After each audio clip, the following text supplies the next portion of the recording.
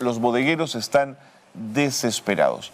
Muchos de ellos se han visto en la necesidad de cerrar sus negocios porque no pueden seguir soportando la presencia de los extorsionadores. Andrés Choi es presidente de la Asociación de Bodegueros del Perú y una voz autorizada en primera línea para contarnos cómo se está viviendo en algunas zonas de Lima y del interior del país ese tema de la extorsión. ¿Cómo le va, Andrés? Bienvenido. Gracias por estar con nosotros. Gracias por la invitación, estimado Carlos. Entiendo que ustedes han tenido una reunión y están trabajando con la Policía Nacional y con el Ministerio del Interior para encontrar una solución a este problema. Yo quería preguntarte cómo son esas reuniones y cómo son esas conversaciones. Es decir, ¿hay en la policía comprensión plena del problema?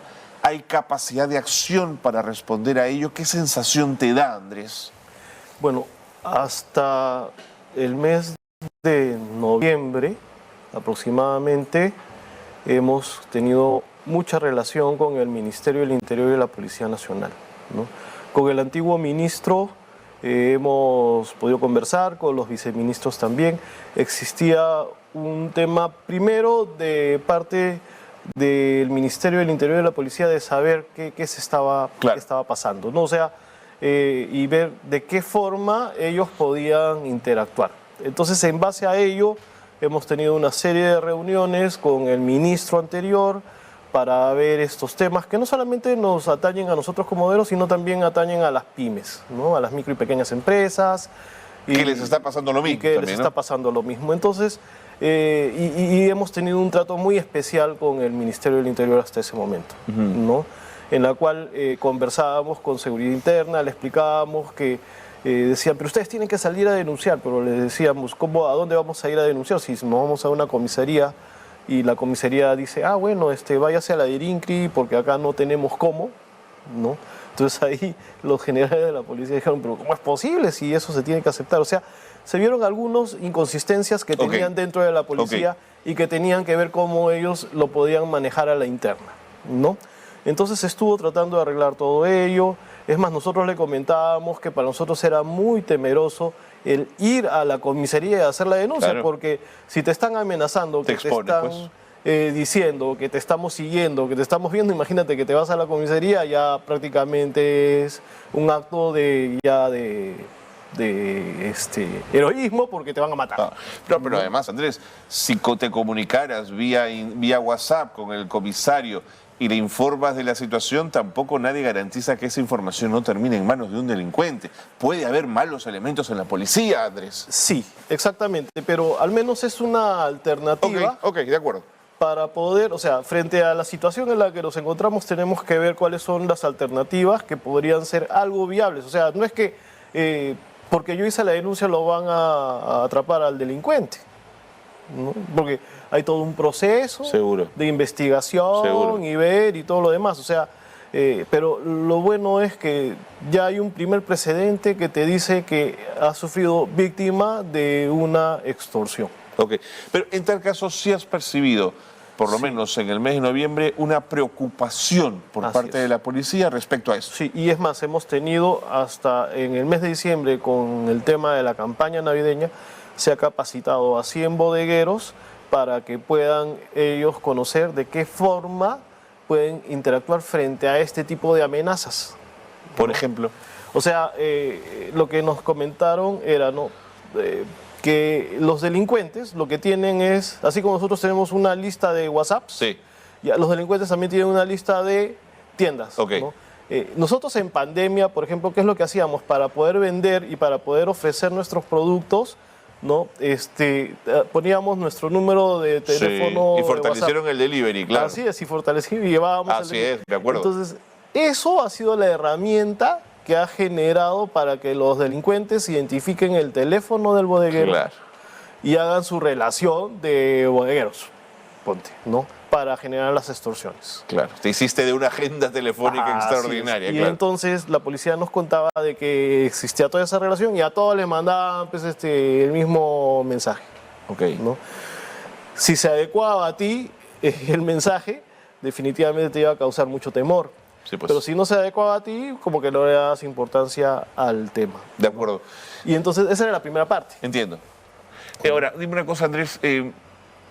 De las conversaciones nuevamente con la policía, la sensación es que se trata de un sinnúmero de organizaciones menudas y pequeñas que están creciendo debido a la extorsión, o se trata de unas pocas que controlan territorios y son las responsables de esto. Bueno, hacia ese nivel no hemos llegado, pero sí nos mencionaron varias bandas. Varias bandas. Sí, varias bandas que estaban relacionadas con este tipo de actividades, ¿no? Y dentro de estas bandas la mayoría pues eran extranjeras. Extranjeras. Sí. De acuerdo. ¿No?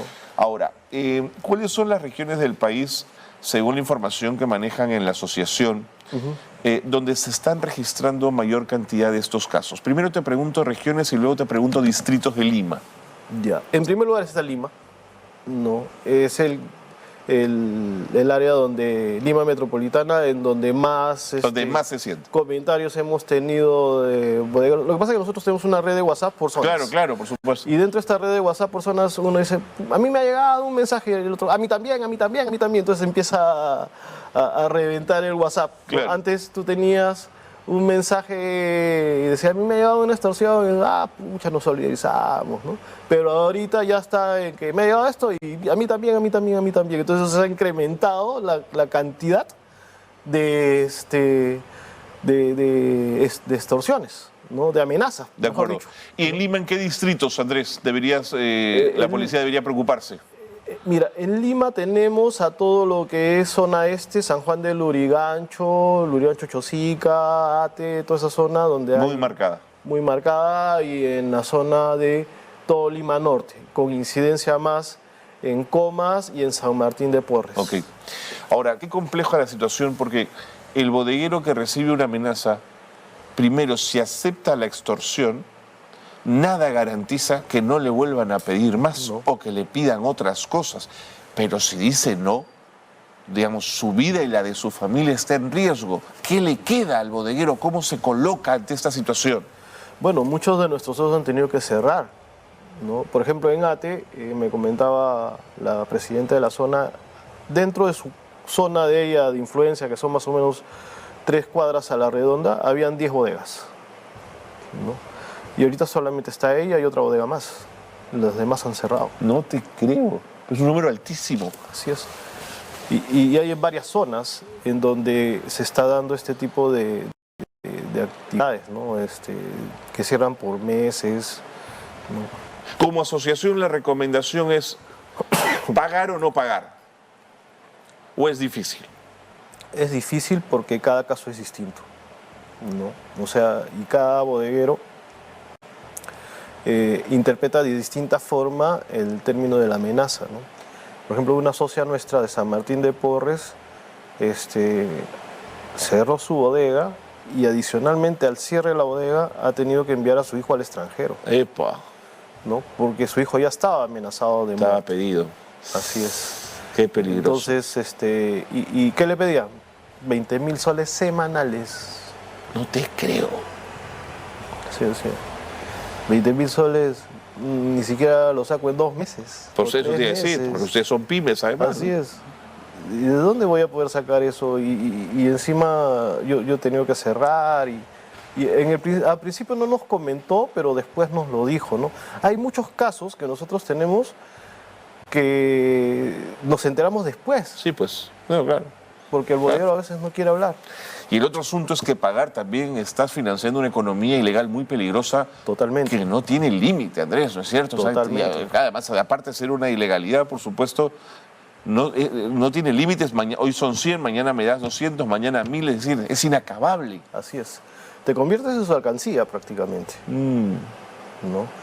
Y este tipo, como comentas, Jesús, el tema de la economía ilegal, porque no es informal, es ilegal, cada vez está creciendo más y los montos son mayores. Por ejemplo, ahora se están viendo también, los congresistas ya están empezando a tomar ahí también temas, porque una vez, hace como 3 o 4 meses atrás, asesinaron a un bodeguero, pero fue más que nada por el tema del gota a gota. Ok.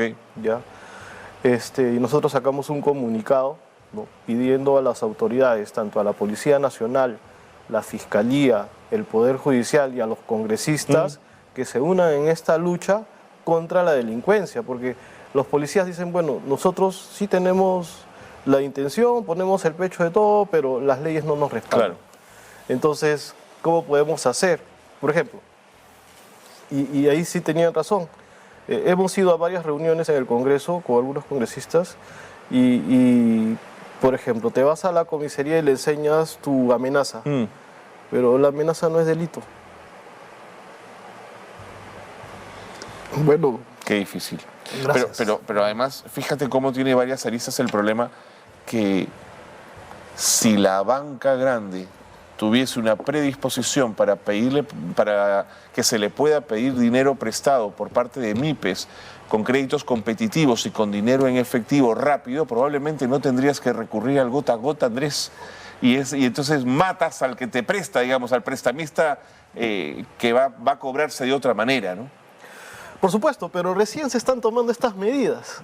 O sea, hemos tenido una reunión en el Congreso con la banca, con todas las instituciones financieras, para ver de qué forma se puede frenar este tema de la gota a gota. Claro. Pero todo esto también entra por temas legales. O sea, lo que pasa es que la delincuencia nos ha abordado de tal forma que nunca hemos previsto legalmente cómo se podría manejar. Y esto ha sido explosivo, de un momento a otro. ¿Cuándo sientes que comenzó, Andrés, a post-pandemia? Post-pandemia. Así es. Después de la pandemia empezó una denuncia, 2 denuncias, 3 denuncias.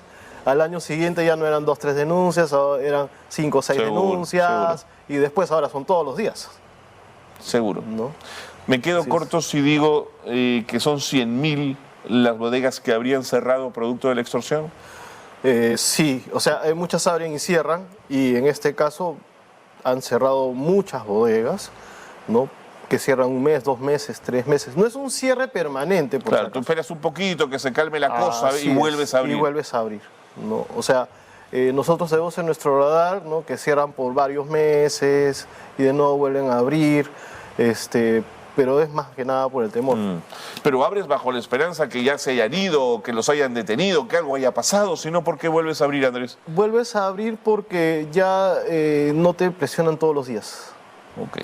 ¿No? Porque la presión es constante. O sea, te empiezan a mandar mensajes casi todos los días. Claro, te respiran en la nuca, no están encima tuyo. Te mandan fotos, etcétera, etcétera. Es por eso que cierran. O de repente, como ya ven los delincuentes que el local es cerrado totalmente, eso ya lo saco de mi lista, pues, ¿no? Ok.